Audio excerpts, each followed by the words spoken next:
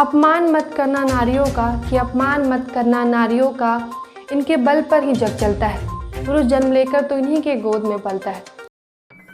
आप देख रहे हैं सबसे विश्वसनीय चैनल वार्ता टाइम्स, सबकी वार्ता सच की वार्ता। नमस्कार, मैं महिमा सिंह आप सभी का वार्ता टाइम्स के इस खास पेशकश में स्वागत करती हूँ। भारतीय संविधान जो हमारी लोकतांत्रिक व्यवस्था का आधार स्तंभ है, इसे हमारा राष्ट्र धरोहर भी माना जाता है। बता दें 26 नवंबर 1949 को संविधान सभा ने देश के संविधान को स्वीकार किया था। संविधान हमारे जीवन में एक अहम भूमिका निभाती है। ये हमारे जीवन में सामाजिक, आर्थिक और सांस्कृतिक हर पहलू पर एक अमिट छाप छोड़ती है। लेकिन अगर महिलाओं की बात करें तो हमारे संविधान ने उन्हें गणतंत्र के शुरुआत से ही समान अधिकार दिए हैं। महिलाओं की स्थिति को बराबरी का रखने में संविधान में कोई कोर कसर नहीं छोड़ी है। संविधान महिलाओं को न केवल समानता का दर्जा प्रदान करता है, बल्कि राज्य को महिलाओं के सशक्तिकरण के लिए सकारात्मक कदम उठाने का अधिकार भी देता है। समय समय पर संविधान में महिलाओं की स्थिति को मजबूत करने के लिए संशोधन किए जाते हैं, लेकिन क्यों अधिकार होने के बावजूद उन्हें भेदभाव और उत्पीड़न से गुजरना पड़ता है। सबसे पहले सामाजिक अत्याचार को दर्शाने वाले आंकड़ों से इसका अंदाजा लगाया जा सकता है। आपको बता दें, महिलाओं के खिलाफ होने वाले अपराधों में शामिल है घरेलू हिंसा, यौन दुर्व्यवहार, यौन शोषण, कार्यस्थल पर यौन उत्पीड़न, एसिड अटैक, हत्या इत्यादि। आइए जानते हैं कि महिला से जुड़ी अपराधों पर आंकड़े क्या कहती हैं। नेशनल क्राइम रिकॉर्ड ब्यूरो द्वारा जारी आंकड़ों के मुताबिक देश के 20 लाख से भी ज़्यादा आबादी वाले 19 प्रमुख शहरों में दुष्कर्म के सबसे अधिक मामले दर्ज किए गए हैं। 2016 में देश भर में महिलाओं के साथ दुष्कर्म के कुल 35,947 मामले सामने आए थे, यानी हर रोज औसत 600 से ज़्यादा महिलाएं हुई दुष्कर्म के शिकार होती हैं। इनमें से कुल 33% मामले अकेले देश की राजधानी के थे। सबसे हैरान कर देने वाली बात तो यह है कि यौन शोषण का शिकार होने वाले बच्चों का प्रतिशत तेजी से बढ़ रहा है। वही विश्व स्वास्थ्य संगठन के एक अध्ययन के अनुसार भारत के हर 54 मिनट में एक महिला के साथ दुष्कर्म की घटना होती है। साथ ही घटनाओं के बाद का अध्ययन ये भी बताता है कि यौन अपराधों में कुल 27% अपराध तो पड़ोसियों के द्वारा किए जाते हैं। वही 22% मामले ऐसे भी होते हैं जिनमें शादी का झांसा देकर महिलाओं का यौन शोषण किया जाता है। इसके बाद के आंकड़ों को बताएं तो आपका दिल दहल जाएगा। दरअसल 9% घटनाओं में परिवार के सदस्य ही शामिल होते हैं। इसी प्रकार दहेज उत्पीड़न, घरेलू हिंसा, हत्या, सेक्सुअल हरासमेंट और अभद्र व्यवहार की बात की जाए तो इनसे जुड़े मामलों में भी इजाफा ही देखा गया है। ये रिपोर्ट्स तो उन मामलों पर आधारित है जिनके खिलाफ केस दर्ज किए जाते हैं। हकीकत तो ये है कि एक बड़ा हिस्सा अपनी शिकायतें दर्ज भी नहीं करा पाता। कारण कुछ भी हो सकता है, चाहे वह पारिवारिक दबाव हो या लोक लाज का भय या थाने तक ना पहुँच पाना या फिर पुलिस का लापरवाह होना। ये आंकड़े और कभी ना दर्ज हो पाने वाले तमाम शिकायतें महिलाओं की असुरक्षा का खौफनाक मंजर सामने लाते हैं।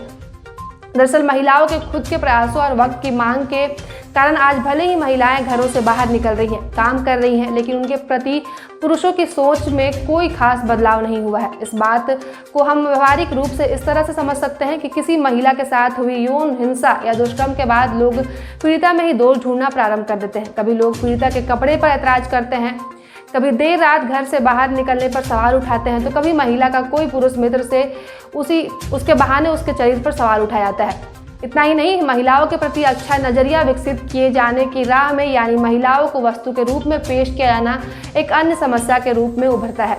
उपभोक्तावादी और भौतिकतावादी समाज में अपने उत्पाद को बेचने और प्रमोट करने के क्रम में कंपनियां नैतिकता के मानदंडों के परे विज्ञापन बनाती है। जैसे किसी पुरुष परफ्यूम के विज्ञापन में महिलाओं का गलत तरीके से प्रस्तुतिकरण किया जाना। इस तरह महिलाओं के विभिन्न सौंदर्य प्रसाधनों के विज्ञापन में उनके सौंदर्य को निखारे जाने के अलावा और कोई मुद्दा नहीं होता। दरअसल इन विज्ञापनों के जरिए सांकेतिक रूप से ये समझा जा सकता है कि समाज में महिलाओं का सुंदर दिखना कितना जरूरी है। इसी क्रम में बॉलीवुड में महिलाओं को आइटम डांसर के रूप में पेश किया जाना और गीतों में अभद्र शब्दों का इस्तेमाल भी ऑब्जेक्टिफिकेशन ऑफ वुमेन की विचारधारा को भी बढ़ावा देता है। नैतिक पक्ष का कमजोर होने का अंदाजा इस बात से भी लगाया जा सकता है कि अश्लील साइट विजिट करने वाले शीर्ष देशों में हमारा देश शुमार है और इन अश्लील साइट्स पर सर्च किए जाने वाले कंटेंट में बच्चों के साथ होने वाले सेक्सुअल एक्टिविटीज और घटित रेप घटनाओं पर आधारित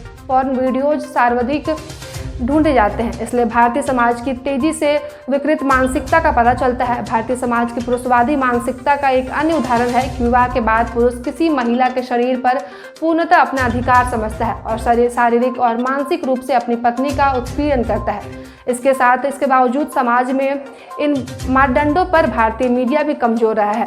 ऐसे में सवाल है कि कैसी होनी चाहिए आगे की राह। सुधारों की कड़ी में सबसे महत्वपूर्ण कड़ी है कि सामाजिक बदलाव, जिसके अंतर्गत पुरुषवादी मानसिकता को बदलना, लैंगिक संवेदनशीलता विकसित करना जरूरी है। भारतीय समाज में लैंगिक समानता का प्रारंभ लड़की के जन्म से पहले ही प्रारंभ हो जाता है। जन्म से पहले भ्रूण हत्या, जन्म के बाद खान पान, शिक्षा के स्तर पर भेदभाव, किसी भी तरह के निर्णय में महिलाओं की भागीदारी से शुरू से भेदभाव का क्रम हर स्तर पर चलता रहता है। इसलिए सबसे पहले लैंगिक भेदभाव को कम किए जाने की आवश्यकता है। इन बदलावों को क्रम में एक संवेदनशील समाज बनाए जाना बेहद आवश्यक है। प्राथमिक स्तर पर परिवार द्वारा बिना किसी भेदभाव के लड़का तथा लड़की दोनों को बराबर मूल्य सिखाए जाने की आवश्यकता है। बच्चों को घर की महिलाओं से अच्छा व्यवहार करना, घर से बाहर भी उनके प्रति उचित आचरण करने की तौर तरीकों को सिखाया जाना, महिलाओं के प्रति सकारात्मक नजरिए को विकसित करना की सख्त दरकार है। विद्यालय स्तर पर भी इससे संबंधित जानकारी देने की जरूरत है, जो कि मामले की जांच से लेकर आरोपियों को पकड़े, चार्जशीट दायर करने और अंतिम रूप से सजा सुनाए जाने तक पुलिस को और न्यायपालिका की भूमिका बेहद महत्वपूर्ण है। इसलिए पुलिस और न्यायपालिका के स्तर पर भी सुधार करना बेहद लाजमी है। साथ ही व्यक्तिगत स्तर पर भी लोगों को प्रयास करने होंगे कि समाज में व्याप्त डर के माहौल को खत्म करने और विश्वास कायम करने में समाज के प्रत्येक व्यक्ति का योगदान बेहद जरूरी है।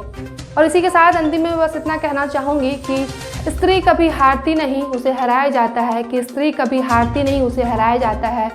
समाज क्या कहेगा, ये कहकर बचपन से ही डराया जाता है। शुक्रिया। wartatimes.co.in सबकी वार्ता, सच की वार्ता।